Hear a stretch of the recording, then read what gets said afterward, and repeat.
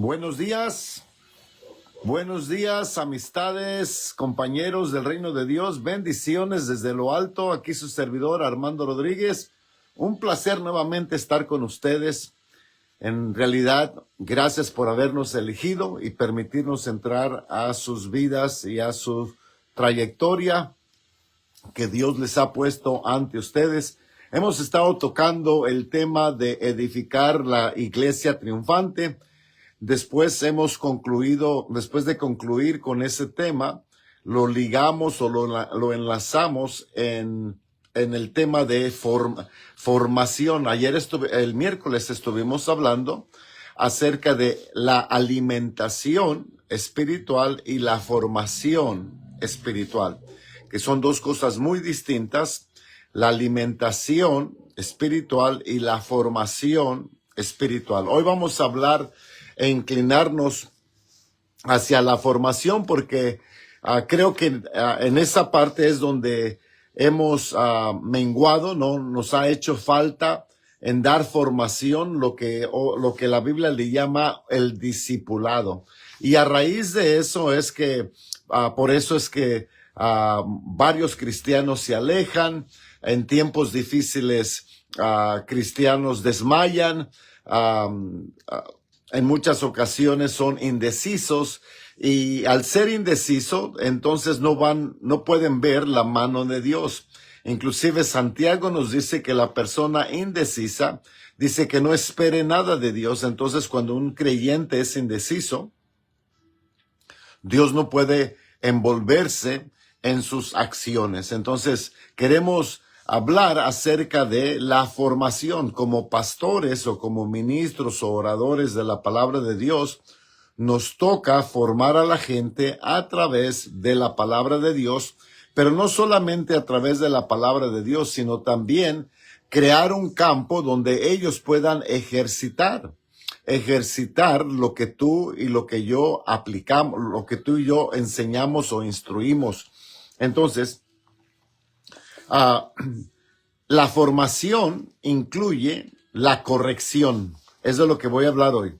La formación incluye la corrección. Desafortunadamente, quizás hemos tenido un mal ejemplo de lo que ha sido la corrección. Quizás cuando yo menciono esa palabra, lo primero que se dispara en tu mente es cómo te corrigieron tus padres o cómo te corrigió tu papá, o quizás un pastor que tenía buenas intenciones, pero no tuvo un buen método, una manera correcta de hacerlo. Entonces, por eso es que la corrección para muchos es algo que no reciben, es algo que no esperan, ¿verdad? Y que no la entienden. Parte de la corrección tiene que ver con el amor. La Biblia dice en el libro de Hebreos, parece que es 12 o 14, dice que a quien Dios ama, Él corrige.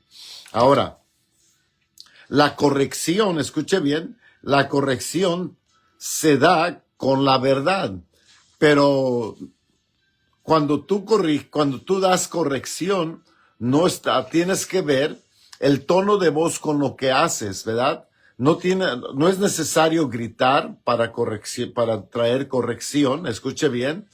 No es necesario disminuir a la persona o avergonzar a la persona en el tema de corrección. Ahora, la corrección es parte de darle reformación.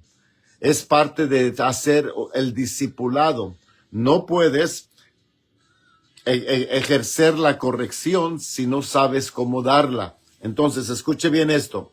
Segunda de Timoteo, capítulo 3, del versículo 16 al 17. Vamos a tocar ese versículo y lo vamos a ayudarle a mejorar esta parte, ¿vale? Vamos a saludar antes de iniciar. Vamos a saludar aquí a David Aguilar. Parece que David Aguilar, no sé si está hasta Michoacán o aquí en la frontera. Haznos saber, David, dónde te encuentras. A Pastor Manuel, buenos días, saludos, un abrazo. Entonces, dice la Biblia, toda la Escritura es inspirada por Dios y es útil. Note que la Biblia dice que la palabra de Dios es inspirada, o sea, fue Dios quien la habló y quien la mencionó, pero es el hombre que la escribió. Dios la dictó y el hombre la escribió. ¿Entiende esa parte? Bueno, entonces es Dios el que está diciendo lo siguiente y dice que la palabra de Dios es útil, que quiere decir que la palabra de Dios no es solamente para escucharla, pero para ponerla por obra. Si la Biblia dice que la palabra de Dios es útil, es para utilizarla, no solamente para almacenarla, porque hay cristianos que almacenan solamente la palabra de Dios, pero no la utilizan. Y la palabra de Dios fue hecha para utilizarla. Amén. Marta, buenos días. Bendiciones. Dice que la palabra de Dios es útil para enseñar. Escuche bien, para enseñar, para redarguir. Redarguir quiere decir que muestres pruebas. Entonces, cuando tú estás corrigiendo a alguien, no solamente puedes corregirlo con un versículo. Tienes que mostrar pruebas, o sea, tienes que tener de 2 a 3 versículos como una prueba de lo que tú estás diciendo es concreta. Dice la palabra que toda palabra quede establecida en la boca de 2 o de 3.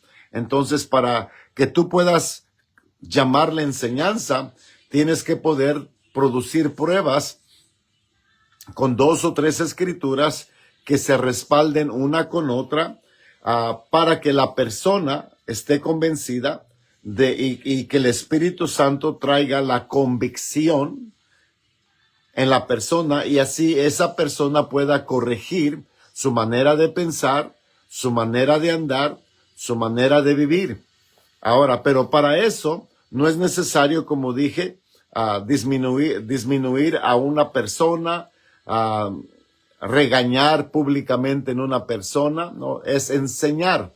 Cuando tú estás enseñando, también tienes que saber que no estás, que en tu enseñanza no estás sugiriendo. No, la enseñanza no se sugiere, la enseñanza es lo que es, o sea, se enseña con la verdad, con lo que Dios dice. Escuche bien. Y la palabra de Dios es buena para redarguir. Luego dice para corregir.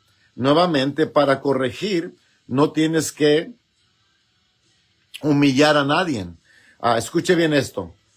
Corrección se da con la palabra de Dios. En otras palabras, la corrección se da con la solución. La corrección no es que eso está mal.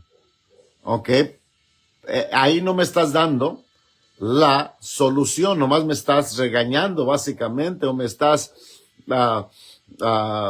disminuyendo el decir que está mal, pero no me das lo que está bien, o sea, la respuesta a mi comportamiento, ¿verdad? Que he estado viviendo quizás en un engaño, y nomás estás diciendo que está mal, que no deberíamos de hacer eso, pero no me dices qué hacer o cómo corregirlo, o por qué corregirlo, ¿verdad? Entonces no me estás enseñando, me estás regañando, por decirlo, ¿verdad? Entonces tienes que tener cuidado en cómo enseñar, ¿verdad? Y cómo corregir. Dice, para corregir. Corrección se da con una solución. Provee la solución. Y luego dice, también tienes que ver tu tono de voz, ¿verdad? Si tú puedes decir una verdad, pero lo dices en un tono disminuyente, humillante, por mucha verdad que tú hayas mencionado, ya no se recibió. Entonces, la pregunta es si quieres ser escuchado o quieres ser efectivo. Una pregunta. Tú como orador, ¿quieres que la gente te escuche o quieres que la gente reciba? Entonces, basado a eso, tú puedes decir algo que es verdad con un tono humillante. La gente te va a escuchar, pero no quiere decir que te la va a recibir. Yo quiero ser efectivo en lo que estoy diciendo, y para ser efectivo tengo que dice la Biblia que oremos para que Dios nos sazone las palabras, sazonar las palabras de nuestra boca. Amén. Entonces, ten cuidado con eso. Dile a Dios que te dé sabiduría para que Dios sazone las palabras en tu boca. Tampoco los queremos chiquear. Tampoco estoy diciendo que te vayas al otro extremo o que los quieras mimar. No, simplemente puedes corregir a una persona en una manera en cómo hablas. ¿Verdad? Una manera como hablas, que le estás hablando, comunicando lo que la Biblia dice, sin tener que disminuir, humillar, avergonzar a la persona. Ten cuidado con eso. La corrección es parte de la reformación. Tienes que reformar. La persona ha sido formado o formada de una manera. Entonces, parte de corrección incluye la reformación, de cómo reformar lo que ellos creen, de cómo reformar cómo ven las cosas, de cómo reformar cómo piensan. Dice la Biblia que como el hombre piensa, así es, y para eso pues se tiene que instruir. Y nuevamente, no se puede corregir o redarguir con un solo versículo. Tienes que tener evidencia, 2 o 3 versículos, y si es posible de 2 o 3 autores de la Biblia o personajes, aún mejor, ¿vale? Recibir corrección no es humillar. Por ejemplo, un ejemplo que yo siempre he dado es cuando yo voy a mi optometrista. Cuando yo voy a mi optometrista, o sea, quien me recomendó estos lentes. Yo fui a esta persona, a mi optometrista, porque no podía ver claro, o no podía ver de lejos, o no podía ver de cercas, no podía leer, no podía ver claras las cosas. Entonces, cuando yo fui a mi optometrista, él no me avergonzó, él no me disminuyó, él no me gritó, él simplemente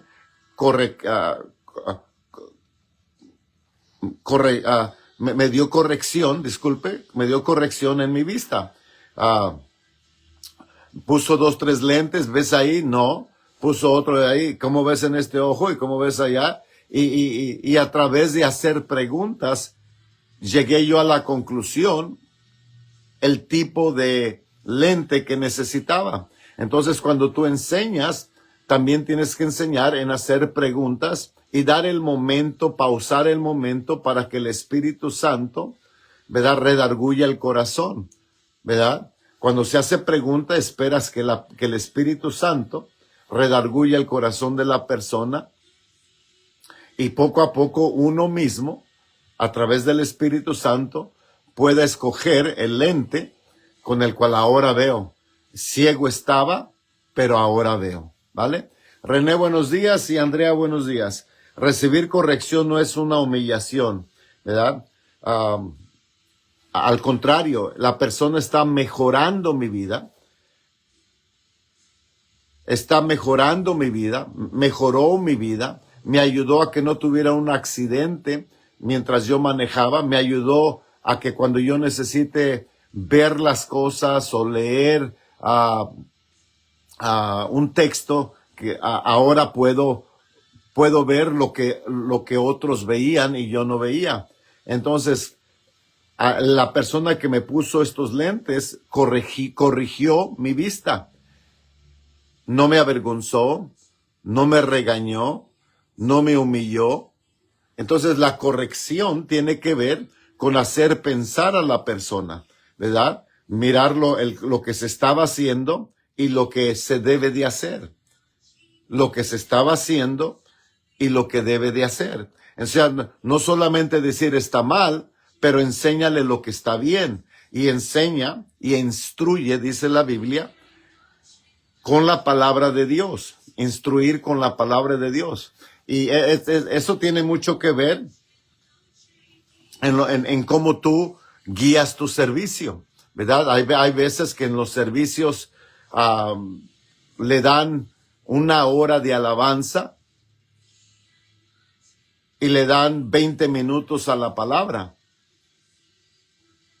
No, la palabra de Dios siempre tiene que tener primicia, presidencia. La palabra de Dios siempre debe de estar,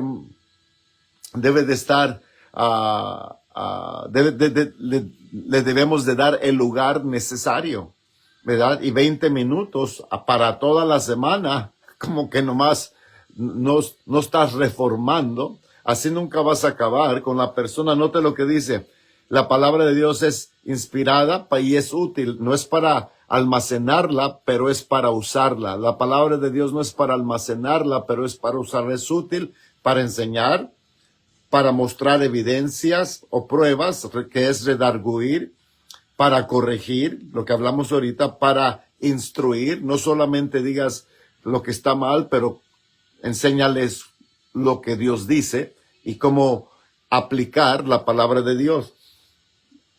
Para instruir o para entrenar. Esa palabra instruir quiere decir entrenar, o sea, que con una vez, hermanos, con una vez es que ya lo prediqué, si lo predicaste una vez, eso no es suficiente.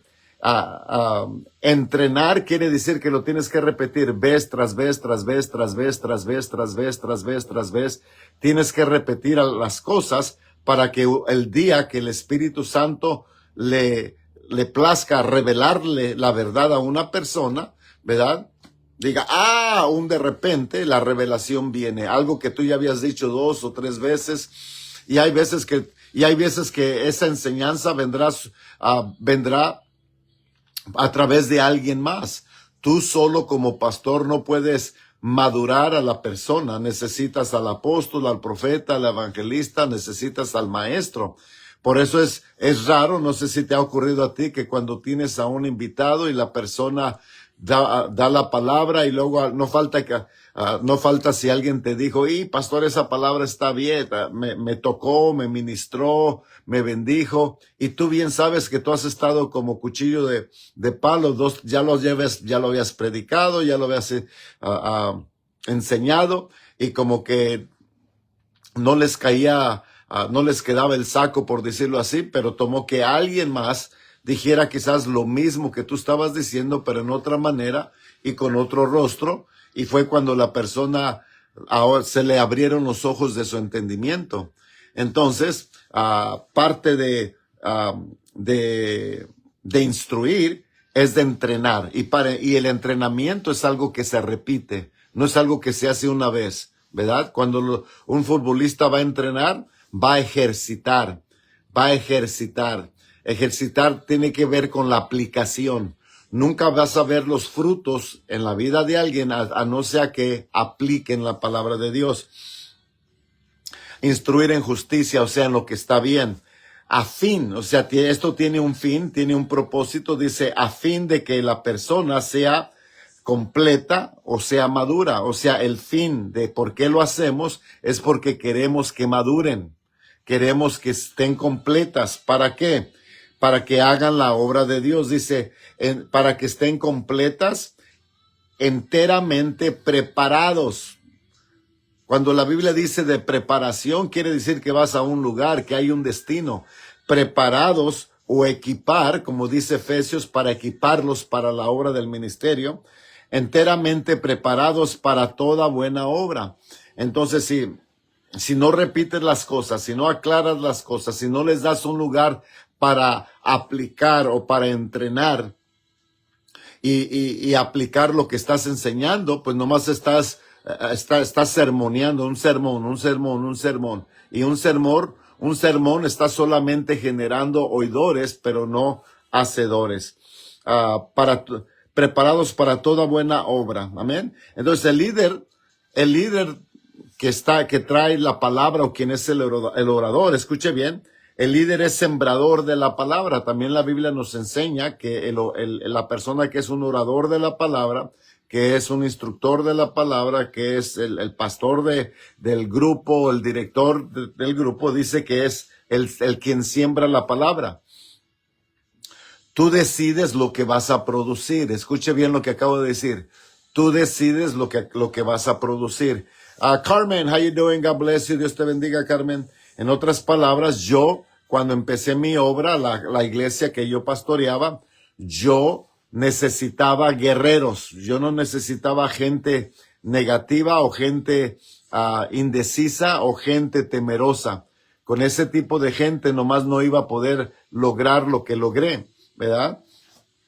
Entonces, uno decide lo que vas a producir. Si tú eres el sembrador de la semilla, de la palabra de Dios, entonces tú decides el tipo de gente que vas a generar, el tipo de gente que vas a producir. Si tú hablas, si tú ministras temor, no, hermanos, es que hay que tener cuidado porque ya ve que el diablo y que el diablo y que el diablo, no, el diablo ya está vencido, pero sí tienes que advertirle a la gente de no darle lugar y no nomás decirle que no le des lugar al diablo, sino enséñales, instrúyales cómo es que uno le da lugar y cómo someterse a Dios y cómo resistir al diablo. No solamente el qué tienen que hacer, pero el cómo lo deben de hacer, ¿verdad? Esa es una buena palabra ahí que les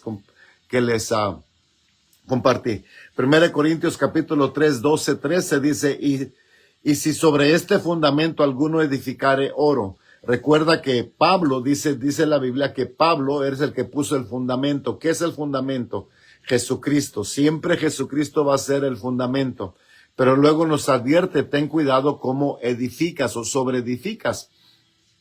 Si vas a edificar con oro, platas o piedras preciosas, madera, heno o jarasca, dice que tu obra, el trabajo que tú estás llevando a cabo, la obra de cada uno será manifiesta o será puesta a prueba, porque el día malo la declarará, pues por el fuego será revelada. O sea, el hecho que vivamos en esta tierra, en este planeta caído, todos vamos a ser probados. Pero se va a manifestar el tipo de trabajo que tú hiciste, ¿verdad? ¿Cómo es que si vas a edificar con oro, platas y piedras preciosas, o sea, con lo que es genuino, con lo que es natural, y no con cosas que se pueden quemar, o sea, de instruir a la persona en cómo no solamente someterse a Dios, pero cómo resistir al diablo, ¿verdad? No solamente el qué tienen que hacer. No, es que tienes que hacer esto, es que el que tienes que... Ok, pero si no me has instruido y no me has reformado, ¿verdad? Entonces yo voy a seguir haciendo lo mismo. ¿Me explico? Entonces es de reformar a la gente. Amén. Mi opinión, yo creo en mi opinión que hemos producido una generación de personas emocionales en vez de espirituales, ¿verdad? Yo creo que hemos generado cristianos emocionales, por eso es que puedes durar una hora y 15 minutos en la alabanza y adorando a Dios y clavándole, que tiene su lugar, debemos de hacer eso. Pero si nomás les das 10 minutos de la palabra, que es la espada del Espíritu, no los estás instruyendo.